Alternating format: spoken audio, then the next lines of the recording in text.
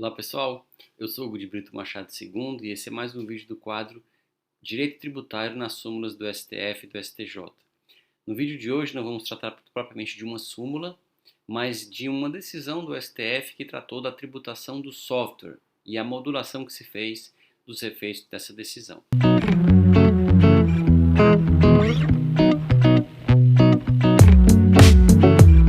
Trata-se, em verdade, do que restou decidido pelo STF no julgamento das ADIs 1945 e 5.659.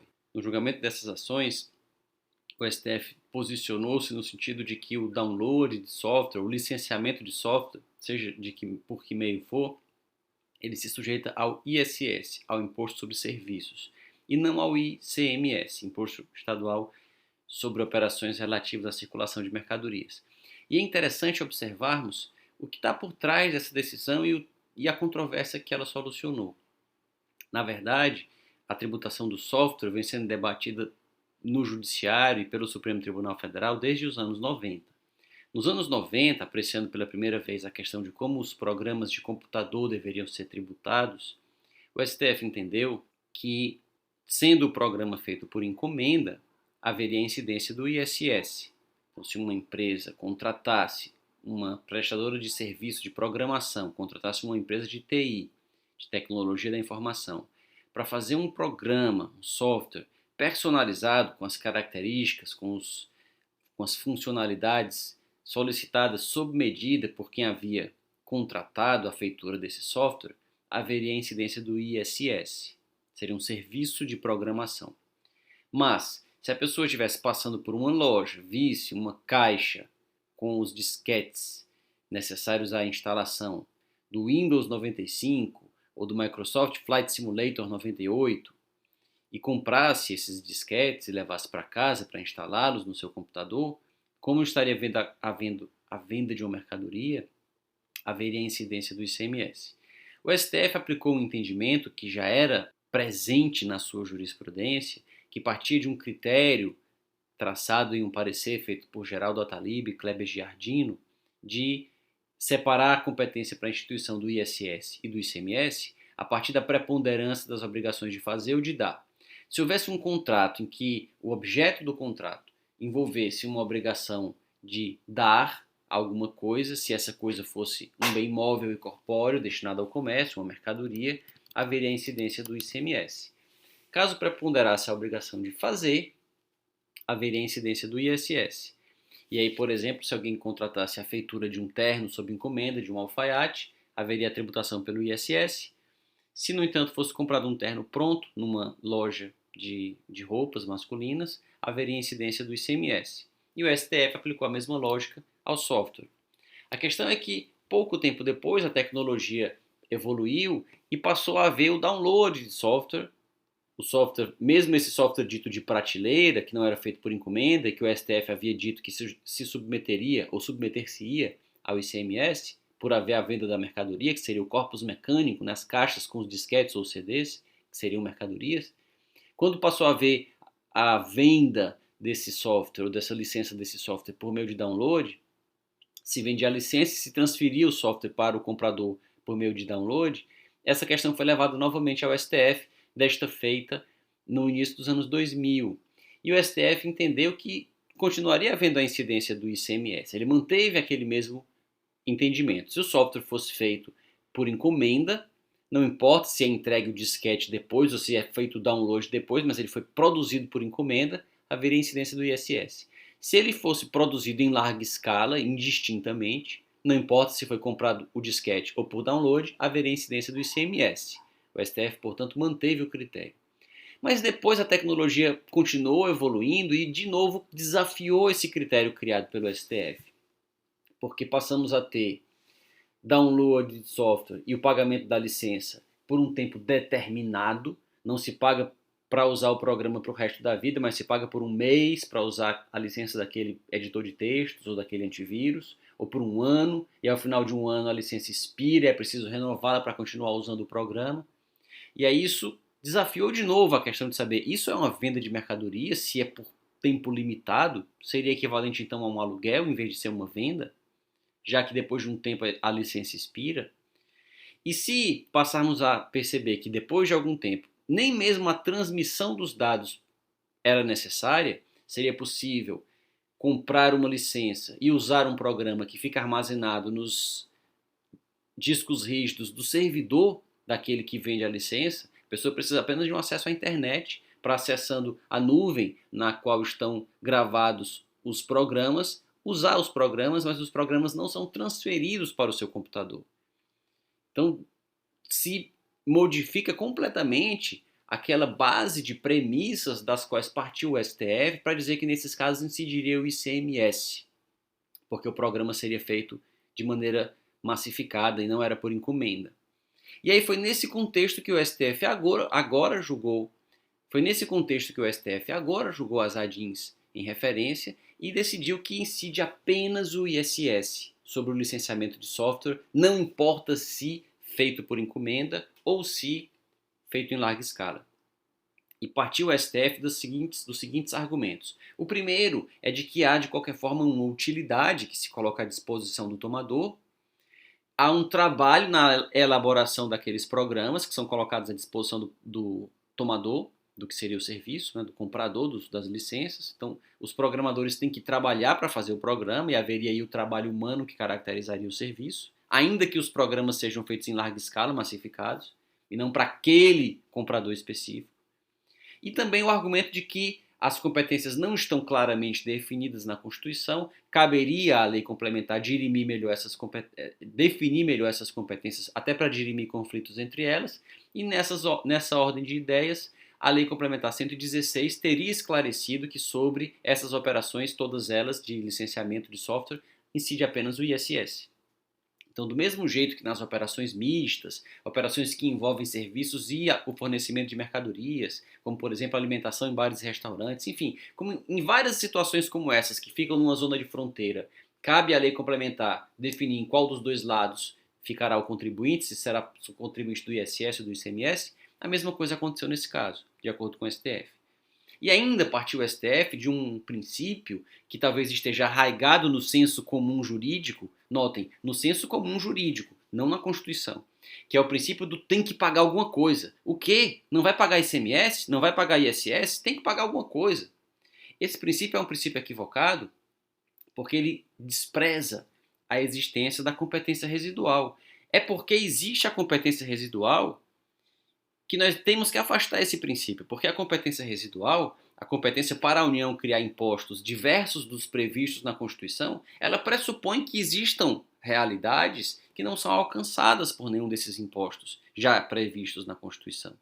Se todos eles tiverem obrigatoriamente que ser esticados pelo intérprete em seus âmbitos de competência para alcançarem qualquer realidade nova, com base nesse princípio do tem que pagar alguma coisa, a competência residual perderia a sua razão de ser.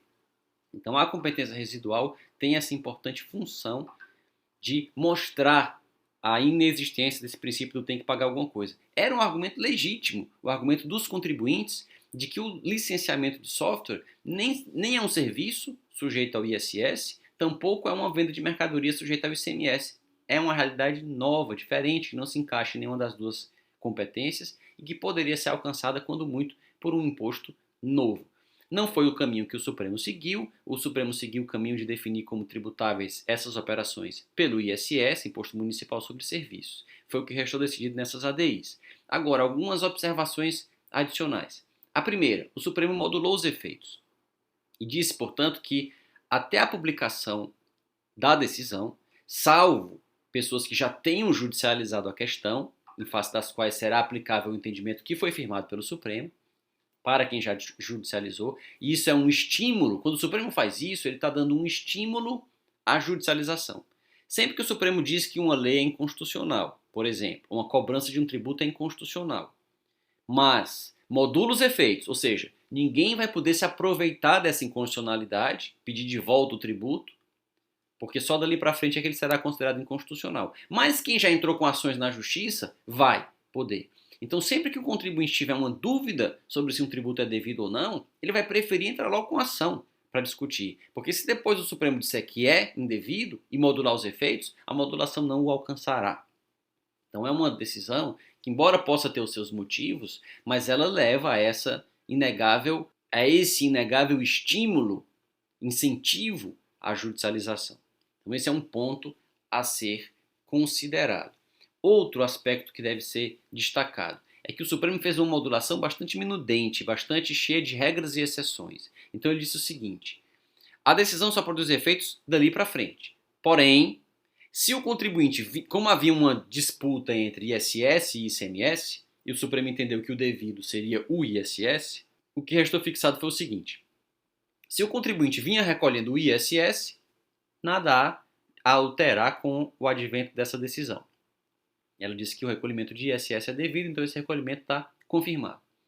Salvo, é claro, se houver outra razão para ele ser impugnado, como valor da base de cálculo, como algum outro motivo, mas pelo fato de não incidir ISS sobre licenciamento de software, não. Isso aí está resolvido e esse recolhimento não poderia ser questionado. Se o contribuinte recolheu durante esse período passado apenas o ICMS, também ele não pode pedir de volta em prol da segurança jurídica dos estados, mas tampouco os municípios poderão cobrar dele o ISS devido nessas operações. Então aí a gente tem uma modulação que de algum modo protege o contribuinte da cobrança feita pelos municípios, embora esses contribuintes não possam pleitear de volta o ICMS dos estados, que os estados já não podem mais cobrar dali para frente porque o STF decidiu que o devido é o ISS. Então, o devido é o ISS. E quem já recolheu o ISS não pode reclamar. Mas quem recolheu o ICMS também não vai poder reclamar de volta esse ICMS, mas os municípios não vão poder cobrar o ISS dele desse período passado. Daqui para frente ele passa a pagar o ISS e a gente esquece o passado. E se o contribuinte pagou os dois? Ele vinha pagando ISS e ICMS. Aí nesse caso o Supremo disse, os estados têm que devolver o ICMS. O contribuinte tem direito à devolução do ICMS, porque ele não pode pagar duas vezes, ser obrigado a pagar duas vezes, haver enriquecimento sem causa do poder público em sentido amplo, de cobrar os dois tributos quando só é devido um. E se ele não recolheu nenhum dos tributos, nem ICMS, nem ISS, aí os municípios poderiam cobrar do período passado o ISS. Esse foi o produto da modulação. Agora, a decisão do Supremo suscita questionamentos adicionais. O primeiro é um de ordem técnica. Qual o local competente para cobrar esse imposto? De acordo com a Lei Complementar 116, o local onde está estabelecido o prestador. Então isso vai fazer com que uma empresa de licenciamento de software, se instalar em um município do Brasil, ela pode escolher qualquer um, e a gente nem precisa questionar aqui aspectos de guerra fiscal, de alíquotas muito baixas, mesmo que ela fique no município de alíquota mais alta. Se instala, por exemplo, na capital de São Paulo. Não por nenhum tipo de planejamento tributário, por uma conveniência empresarial, ela se instala na capital de São Paulo, na cidade de São Paulo. E recolhe o ISS lá, relativamente ao software que licencia para o Brasil inteiro. Então, contribuintes que estão estabelecidos no Brasil inteiro, com compras feitas de licenças no Brasil inteiro, mas daquele site que tem sede em São Paulo, todo o ISS ficará em São Paulo. Isso leva a um problema de justiça fiscal, de saber se o ISS não deveria ser dividido de outra forma. É uma questão que já está judicializada em relação às alterações da Lei Complementar 157, que tentou colocar o ISS como devido no local onde estão os tomadores, em relação, por exemplo, a plano de saúde, mas isso leva a uma complexidade sem fim, torna quase impossível administrar o imposto e calcular e pagar esse imposto por parte dos prestadores do serviço, que tem que calcular de acordo com milhares de municípios, recolher em milhares de municípios, e por isso a vigência dessas disposições da Lei 157 foi suspensa pelo STF, liminarmente, e se aguarda um julgamento final. Então esse problema pode ser suscitado para outros serviços também, como esse de licenciamento de software, essa questão de justiça, de como resolver de um lado a questão de justiça e divisão do tributo entre os entes federativos, e de outro a questão de eficiência e viabilidade mesmo do cumprimento das obrigações acessórias. Isso é uma questão. E outra, e se o prestador do serviço estiver no exterior? A licença de software foi comprada de alguém que está estabelecido no exterior. Na internet não importa se existem fronteiras, o site pode estar no exterior ou no Brasil, a pessoa acessa e compra do mesmo jeito. Só que estando no exterior, esse contribuinte está fora do alcance da nossa legislação. A Lei 116 estabelece que nesse caso haveria importação de serviço e coloca como responsável tributário o importador. Mas como descobrir que alguém na sua intimidade acessou a internet e comprou um programa qualquer por meio dela?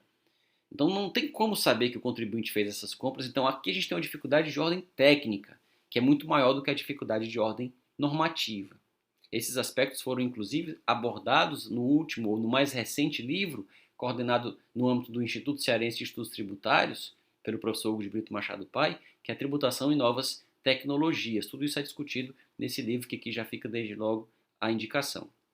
Outro ponto que merece atenção também é que esse ponto, inclusive, foi destacado na reunião do Instituto Cearense de Estudos Tributários pelo Dr. Gilson Aragão, membro do I7. Ele foi que levantou esse aspecto, que é o de que essa decisão parece favorável aos municípios, mas não é. Todo o ISS vai ficar com um município, onde ficar instalado o prestador do serviço de licenciamento de software. Quando que, se tivesse sido decidido que seria incidente o ICMS, não entrando aqui na questão técnica de saber qual deles realmente seria devido à luz da Constituição, mas por um aspecto meramente econômico ou político, os municípios estariam comemorando a decisão quando eles não deveriam estar, porque um município vai ficar com todo o ISS, quando, se fossem os estados que tributassem por meio do ICMS, eles repartiriam uma fração da receita que eles obtivessem dessa tributação com os municípios do seu território, enquanto que, sendo uma tributação feita apenas pelo ISS, isso não vai acontecer, porque só um município vai ficar com tudo. E o outro aspecto também que foi destacado e que merece a nossa atenção. Se os que vendem software forem considerados prestadores de serviço, eles passarão a ser tributados pelo imposto de renda e pela CSLL, pelo lucro presumido, por um percentual diferente. Enquanto os comerciantes têm o seu lucro presumido calculado pelo percentual de 8%, os prestadores de serviço têm o seu lucro presumido calculado pelo percentual de 32%. Então vai quadruplicar o imposto de renda e a CSL desses contribuintes, porque eles vão ser considerados prestadores de serviço e não vendedores de mercadorias. É outro aspecto que a decisão pode ter uma consequência muito danosa que os que vendem software até agora não se deram conta dela. É possível, inclusive, que a Receita Federal deseje retroativamente cobrar desses contribuintes a diferença de imposto de renda e de CSL, que vai ser um baque muito maior do que qualquer diferença de ISS ou de CMS que pudesse estar sendo cobrada deles. Então esse é um aspecto que fica aqui para a nossa reflexão. Se tiver gostado desse vídeo, não se esqueça de curti-lo, de deixar aqui na caixa de comentários o que pensa a respeito dessa e de outras questões, e de inscrever-se no canal para acompanhar os próximos vídeos. Até lá!